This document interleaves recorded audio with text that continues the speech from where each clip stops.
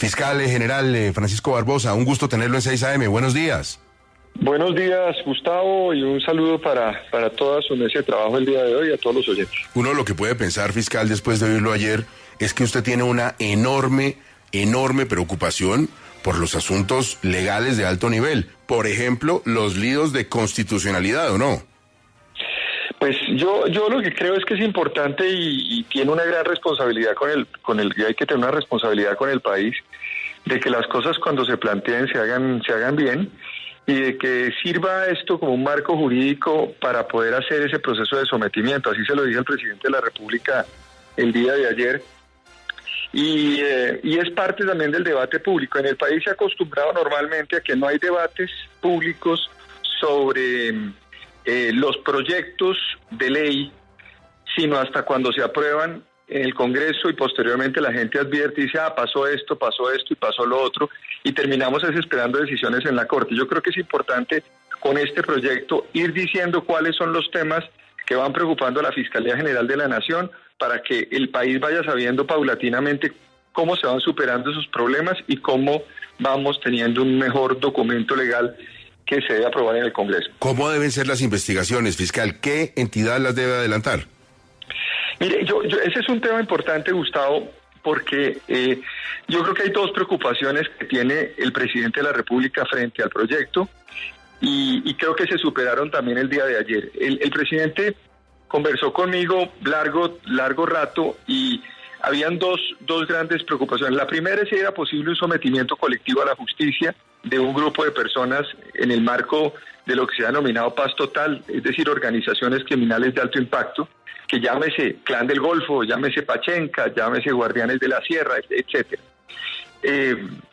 Pero por el otro lado, él decía, es posible que se haga con la Fiscalía. Entonces yo le dije, mire, se puede el sometimiento colectivo y se puede hacerlo en la Fiscalía.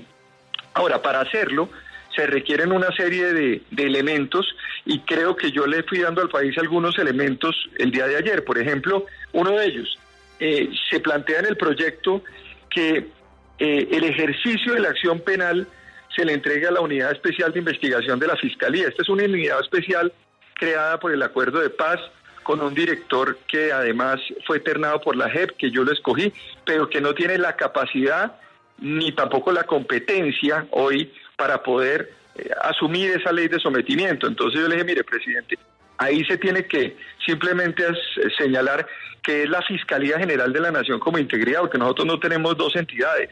Entonces es la Fiscalía General la que debe, obviamente, hacer el proceso de sometimiento y también las labores de extinción de dominio que se están cumpliendo con una delegada nacional y con direcciones nacionales en la Fiscalía. Es decir, es un proceso de organización interna y creo que además hubo muy buena recepción en ese y en los otros puntos que yo le planteé el día de ayer y que por supuesto van a estar contenidos en un concepto mucho más extenso que voy a presentar creo que el viernes en el Consejo de Política Criminal, no sin antes también conversar con el ministro de Justicia, con quien me reuniré el jueves para explicar ya todos estos temas y que podamos tener una posición mucho más concertada para llevar al Congreso de la República. Señor fiscal, esto desde el escenario y la perspectiva, por supuesto, de delincuentes que quieren aspirar a participar en procesos de paz. ¿Qué pasa con las víctimas en todo esto?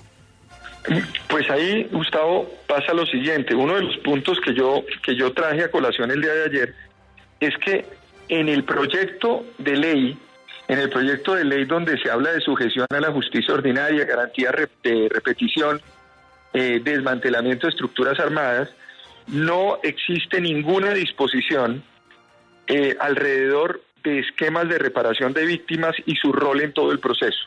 Yo sí creo que es importante añadir esos temas dentro del proyecto, porque es un proyecto que queda cojo en cuanto a las víctimas. Yo en esto hay que ser muy preciso. ¿Qué ganó Colombia dentro de lo que se hizo en la discusión de La Habana y el proceso de paz firmado en el 2016?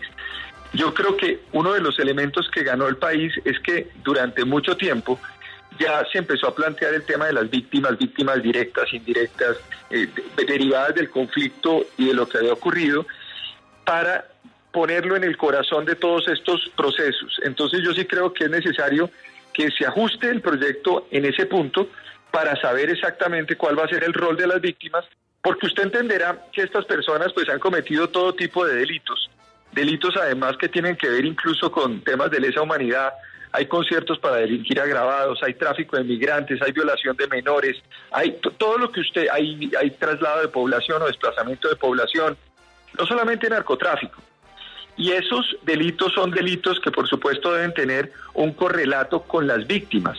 Los bienes, por ejemplo, son y deben ser también utilizados para las víctimas. Y en ese sentido, pues yo creo que recoger por lo menos el principio de justicia y paz que se derivó de la 975, en donde, por ejemplo, en los 3 últimos años le hemos dado 700.000 millones de pesos a las víctimas para efecto de que la SAE pues haga ese ejercicio. Entonces, hay una cantidad de cosas que se pueden aprender de procesos anteriores para incluirlos también en este proceso. Y en procesos como este tenemos que ser monetarios. Espinosa, lo escucha, señor fiscal. Señor fiscal, entendí que una de las dudas que usted tiene del proyecto, pero que en realidad tiene más que ver con una ley que ya existe, el artículo 133 de la Ley de Extinción de Dominio, tiene que ver con el porcentaje que pueden quedarse los jefes de estas bandas criminales cuando se sometan a la justicia. Se establece en el proyecto que es el 6%. Entiendo que a usted le parece que esos 2.500 salarios mínimos mensuales legales vigentes es mucho, que hay que modificar esa cifra y que tendría que ser menos plata. No, yo lo que digo es que hay que ajustarse a la existencia de ese código de extinción de dominio. Sí, yo lo que digo es, cuando usted lee el artículo, y lee el articulado tiene un problema, y es que primero no se derivan ni se establecen topes frente a esa acción de extinción de dominio, y parecería que se construyó un cuerpo aparte que no tiene relación con el que existe hoy y que está en el artículo que usted menciona, en el 133 del Código de Extinción de Dominio. Entonces yo lo que digo es que se tiene que ajustar ese proyecto a lo que existe hoy en Colombia. Y en segundo lugar, un tema adicional que debe incluirse a juicio de la Fiscalía es que todos los bienes que ya hayan sido objeto de acción por parte de la Fiscalía, bien medidas cautelares con fines de extinción, procesos que se adelanten ante los jueces de extinción de dominio, o bienes que se le han entregado a la SAE, no pueden ser parte del proceso de negociación. Es decir, no puede llegar una persona y decir, mire, en el acta de sujeción individual o colectiva, decir, mire, yo tengo unos bienes que tiene la justicia y yo los voy a utilizar para reparar.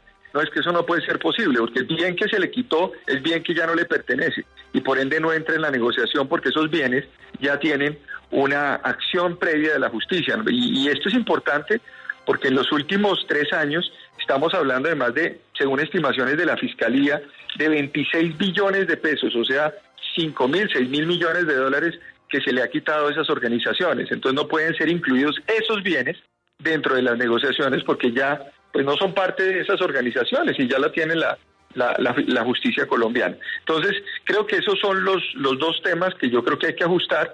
Son ajustes pequeños, uno de ellos simple y llanamente de concordancia, el otro de una adición dentro de la disposición, pero yo creo que se puede superar. Señor fiscal, ¿usted hizo algún tipo de observación frente a la propuesta de penas alternativas para quienes se sometan, que sería entre los 6 y los 8 años de prisión?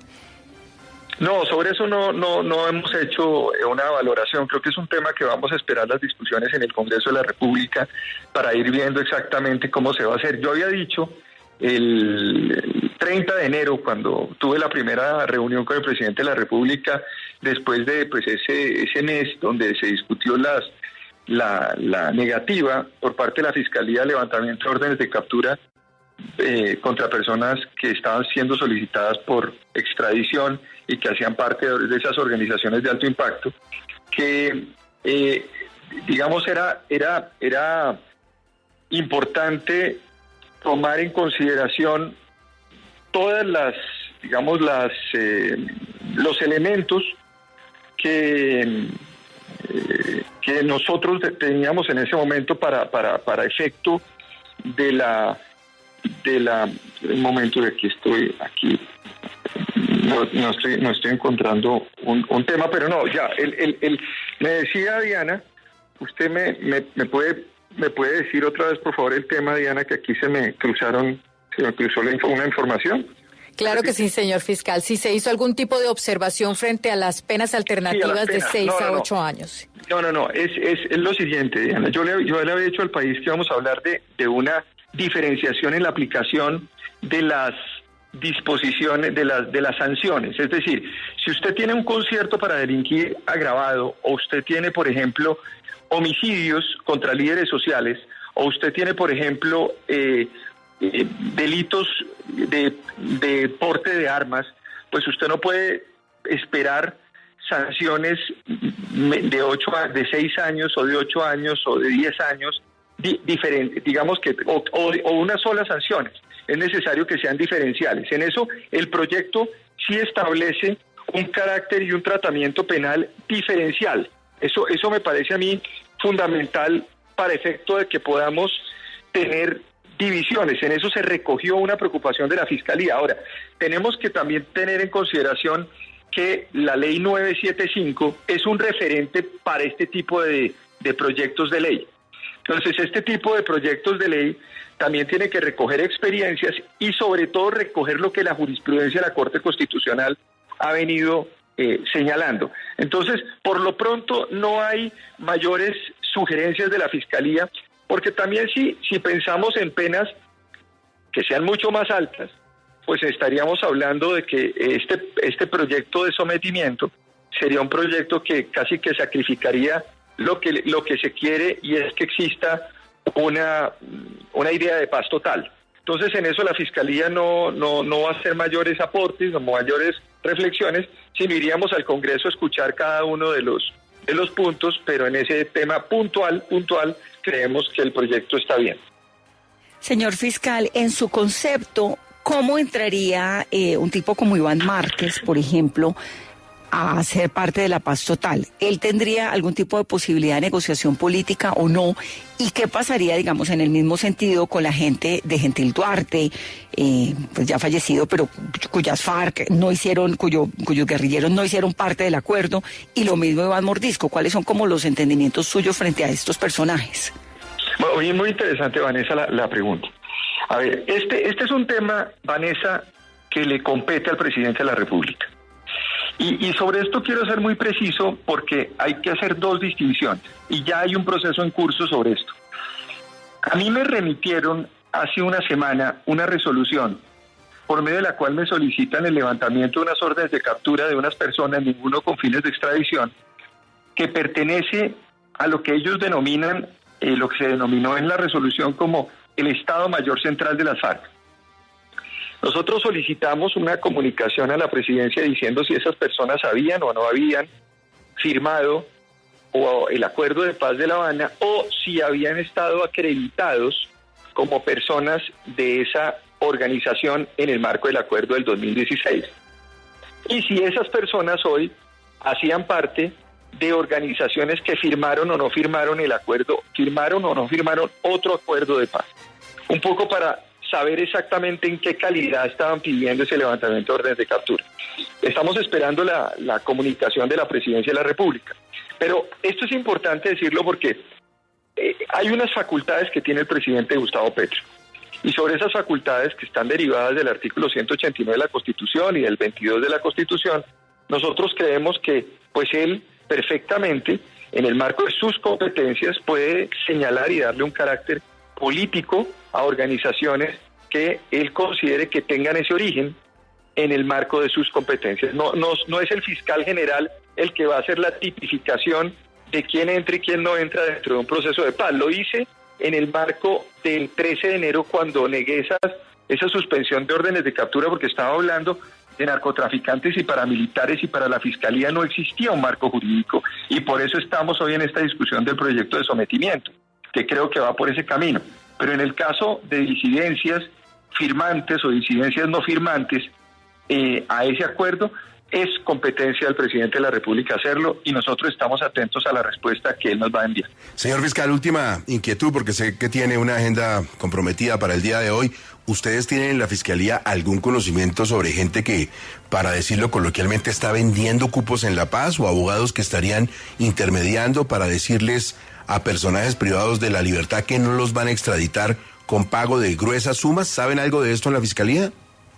Pues mire, Gustavo, nosotros hace 3 semanas se abrió una investigación sobre esos denuncios o esas informaciones que se empezaron a dar en los medios de comunicación.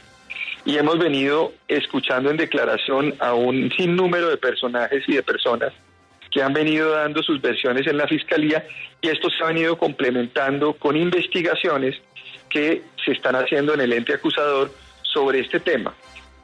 Nosotros por lo pronto estamos recaudando todos esos elementos para poder determinar cuáles son las líneas investigativas y si podemos llegar a la conclusión a la que usted está planteando. Por lo pronto no tenemos información, digamos, relevante sobre ese asunto, pero la Fiscalía está ya en investigación, ya tiene fiscal, ya tiene grupo de policía judicial, y ya estamos escuchando a cada una de esas personas que al mismo tiempo están dando algunas informaciones sobre el particular. Señor fiscal, muy amable por su tiempo para la audiencia de 6 a.m. Quedamos pendientes el viernes del concepto a profundidad, ¿no? Sí, quedamos el viernes sobre ese concepto en profundidad, y también el viernes va a haber una decisión importante sobre Odebrecht. ¿Sobre Odebrecht? Sí, señor. ¿Más imputados? Pues yo les dije que que la Fiscalía este año se comprometía a ir hasta el fondo del asunto, y vamos a seguir mensualmente dando nuevas puntadas sobre este proceso. Yo me comprometí, aunque era un tema importante hace ya 3 años con la Corte Suprema de Justicia, iniciamos este 4º año con decisiones en enero atadas a una decisión de Odebrecht, y seguimos trabajando en eso. De hecho, vamos a crear también en la página web de la Fiscalía un banner de seguimiento de todas las audiencias, de todos los procesos, para que ustedes puedan entrar, consultar y mirar la organización que nosotros tenemos de ese proceso, que yo creo que el objetivo es que cada colombiano pueda entrar, verificar, saber qué significa eso, cuándo son las audiencias, hacerle seguimiento a la página web en ese tema, y esa es una de las tareas que vamos a hacer, y este viernes vamos a presentar mostrarles la página web a sus colegas periodistas, y al mismo tiempo vamos a tomar una decisión frente a ese caso. Este viernes, más o menos, ¿cuánta gente se tiene que preocupar? ¿Va a pasar un mal fin de semana? ¿Cuántos? Como 16. 16, fiscal. Sí. 16. Sí, señor. Señor fiscal, muchas gracias. Bueno, un abrazo, Gustavo, y un saludo a todas las personas en la mesa, a Vanessa, a Juan, a Diana y a Jorge. Muchas gracias.